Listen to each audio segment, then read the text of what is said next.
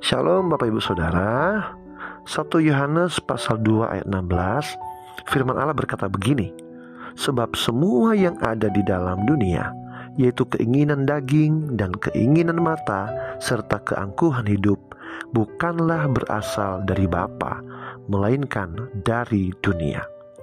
Saudara, dunia menawarkan banyak hal yang menarik, tetapi tidak semuanya membawa kita kepada kebenaran.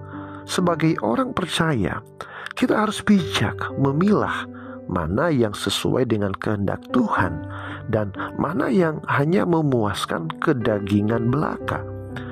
Keinginan daging menggoda kita untuk menuruti hawa nafsu, kesenangan sesaat, dan hal-hal yang bersifat jasmani. Keinginan mata mendorong kita mengidamkan apa yang bukan hak kita, seperti ketamakan atau keinginan akan hal-hal yang fana. Sementara itu, keangkuhan hidup membuat kita sombong, merasa lebih hebat dari orang lain, dan mengandalkan diri sendiri, alih-alih bergantung kepada Tuhan. Kisah Daud dan Batsheba adalah contoh nyata bagaimana keinginan mata dapat menjerumuskan seseorang ke dalam dosa.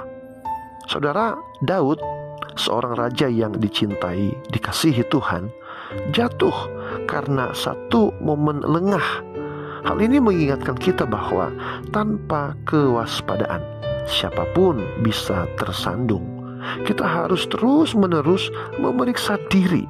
Apakah yang kita lakukan membangun iman, atau justru mendekatkan kita pada keduniawian? Apakah yang kita konsumsi, baik melalui mata, telinga, atau pikiran, mengarahkan kita pada kekudusan, atau malah merusak rohani kita?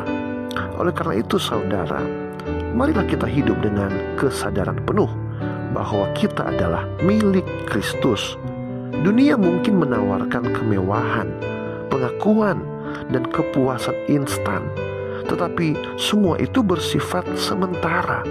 Nilai-nilai kerajaan Allah jauh lebih berharga: kasih, kekudusan, kerendahan hati, dan ketaatan pada firman-Nya.